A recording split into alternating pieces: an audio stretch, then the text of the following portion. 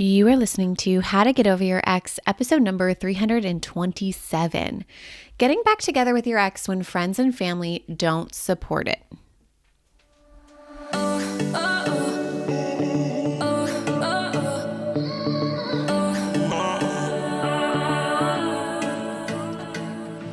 Welcome to How to Get Over Your Ex, a podcast on getting over your ex without it just taking time.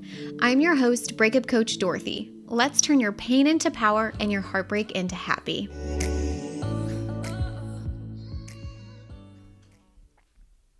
Hello, beautiful Bravehearts. How is everyone doing? I'm so excited to be here. I haven't recorded a podcast episode in a hot minute. I batched a bunch of episodes like a month or so ago. And so anyways, a lot has happened since I spoke to all of you. Y'all, 8 people have enrolled into the Bigger and Better Life Mastermind this past weekend. It starts in April, and I'm just unbelievably thrilled and excited. And we have started working on some amazing upgrades that I'm just super pumped about in that mastermind. I'm thinking about doing something that includes like a private podcast that's all related to the Bigger and Better Life, which I love. I've already started it. And it's not finalized or anything, but I have started it. And I think I love the idea of every Get Over Your Ex podcast episode that I do a mini private podcast that relates it back to your Bigger and Better Life. And then it's inside of the Bigger and Better Life Mastermind, which is just so fun.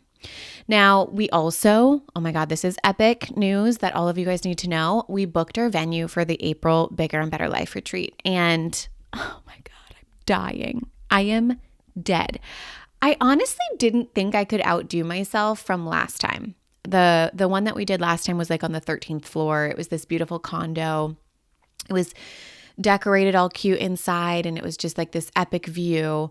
And I honestly, truthfully did not think I was going to be able to outdo myself. And I thought this year we might do like a hotel block and then have a conference room, but like that just doesn't make sense. We are in Pensacola, Florida, on the beach. Like, we don't need to be in a conference room. We need like poolside coaching.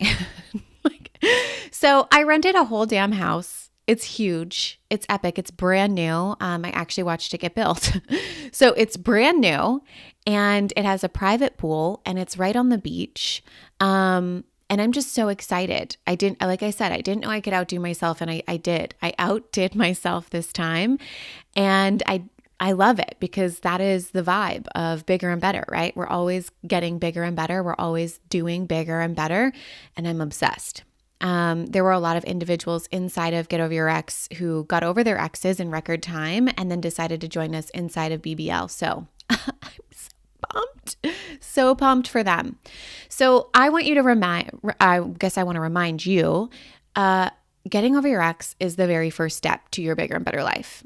Okay. It is important that we go beyond just getting over your ex, right? And now is the time to make that happen. Get over your ex so you can either win your ex back or win at moving on, which really brings me to today's episode. I want to talk a little bit about this topic. I know it's controversial. I know some of you are not in the space where you want your ex back, and that's totally fine. Perhaps this is just not the episode for you, but if you are someone who was like me, almost 10 years ago now, I had a really hard time with the idea of getting over my ex because truthfully, I was praying every night to God that I would get a second chance. I was secretly praying at night, being like, "Dear God, give me one more chance. I'll do better. I'll figure it out. I'll do better. I'll be better. Please give me one more chance with my ex. Like, I really want him back." And so I had a really hard time with that. And I think as a breakup coach, it's really important for my job to be speaking to you about that and addressing that for those of you who are really in the thick of it and truthfully want your ex back. And I get it. Okay. So I'm going to talk about that a little bit today. I've really never shied away from this topic, but I think it's one of the biggest things that breakup experts miss is that, if you're anything like me, this is a topic and you maybe wanted your ex back. It's a real thing. some people do want their exes back, and I've seen it. Some try again, right? I've seen where exes do come back with my clients. My clients have gone through the Get Over Your Ex program, they get over their ex, and then they come back, and some try it again and it works out and they get married and they have babies. And then some try it again and it doesn't work out, but it's really cemented into the reality that they got their second chance and it wasn't a fit. Now, some decide not to try again. Some are met with the ex, and the ex comes back and they're like, honestly, it's just not a fit. And what's so beautiful is that when their ex comes back after they've gotten over their ex, it's truthfully their decision. And it's so refreshing after going through a situation where it felt like all these decisions were being made without your control and it significantly impacted your life, to replace that decision in your court and in your mind of like, this is me deciding. And so I think it's a really beautiful experience when it does happen, because I love witnessing my clients from this like new higher level self version of them. They get to really make this decision of like, I actually feel really complete and don't want to be with you, or I am willing to try it again, but here's my new, like, here are the new standards, here are the new rules in my life, and I am not the same person I was. And they're not going back from like desperation or fear. So inside of the Get Over Your Ex program, I share with you that it's really about whether or not you want your ex back or not. It is truthfully about getting over your ex so that you can either win him back or win at moving on. And you must get over your ex before either of those things happen, okay? The work is the same. If you don't get over your ex and he does come back, then that relationship oftentimes will feel very uneven, unequal, and you'll constantly be worried that they're going to leave again, and you start accepting breadcrumbs again. You start playing small to fit into their world, to not get into arguments. Versus if you got to this place of being over them and you have zero desire, zero attachment to them, they come back. If you do decide to try it again, it will be so much more clearer. Is that a word? It'll be clearer. You'll have very little to zero attachment to them. So if they start to pull these kind of, what I would consider bullshit behaviors, you don't feel attached to them having everything you want in your life. And so it's a very different experience. You don't play along with it because you know better this time, and you show up for yourself in a way that perhaps you didn't when you were not over that person. And if it's a good, secure relationship because you've both done the work, then you won't self-sabotage it out of fear of him leaving again, which I think is super important to know as well. So to be clear, the majority of times when I see an ex come back, it is only happening once the person has gotten over them. Why? Why does that happen, my friends? Why does the ex come back as soon as you're over them? And I'll tell you why. It is because it's sexy.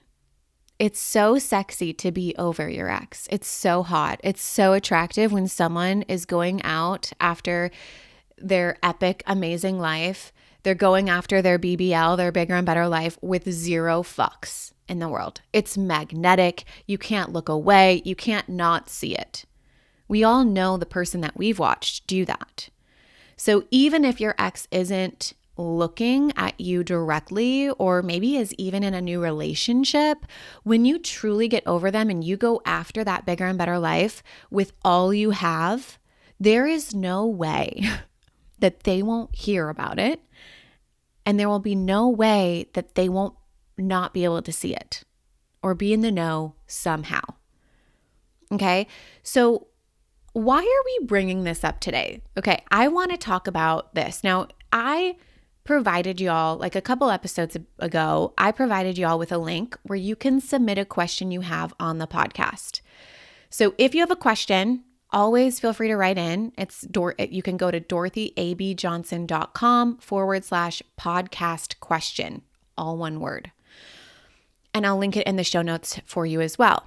And we had someone submit a really good question that I wanted to answer here on the podcast. And I love this question, okay? So her question was, if you get back together with your ex after your family and friends hate them, but it feels right this time and you both did the work, how to get people to respect the relationship or at least just tolerate it.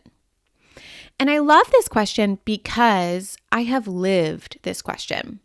So for those of you who know, or maybe don't know, for those of you who I guess who don't know, I was engaged at a time, and this isn't the big breakup that kind of started all of the breakup coaching stuff, but this is a relationship after that. And I was engaged. I went through a really terrible miscarriage that was really, really hard on my romantic relationship with my fiance.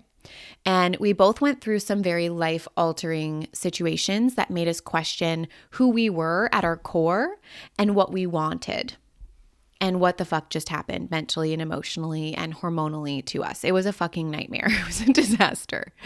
So we actually pulled back from our relationship and went back to dating, and it was really hard. But we did eventually decide to get engaged again, and that's a whole other story. I actually proposed this time with a plane and a pilot and a banner. It was honestly really fucking fun. I actually loved that I got proposed to by him, and then I got to propose to him. It was super fun. And then we got married and pregnant all within 3 months. So we got engaged, married, and pregnant all in 3 months or less, which is very on brand for me.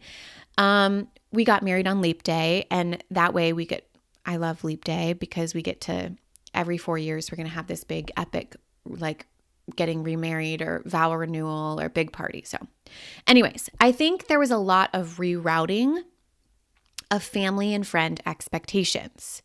And many family members and friends probably had a lot of thoughts and opinions about what we were doing and why we were doing it. I think it was really hard to go through the pulling back and going back to dating when we had such a traumatic experience, but we were both like, do we want kids? And were we only in this relationship to have children together? And if so, is that what we desire? Or do we want a partner that we're with as partners regardless of kids? Because it was a mind fuck, you guys. It was a lot. So with this question, I just get it in my bones and in my being because I went through it. I lived this experience. So the first thing that I have to say is respectfully, the only person who needs to love your life is you. Other people are not living your life. You're the one that has to live it. So if other people don't like your life, it's like, that's okay. You get to live your own. You're living your own. It's okay that you don't like mine. But I am the one that has to live my life, so I better fucking like it. Okay? I would also let go of the idea that your family even needs to respect or tolerate your relationship. Now, they don't have to for you to be in it, okay? They don't have to respect it or tolerate it for you to be in it. Now, I do want to be clear that we are talking about non-abusive relationships.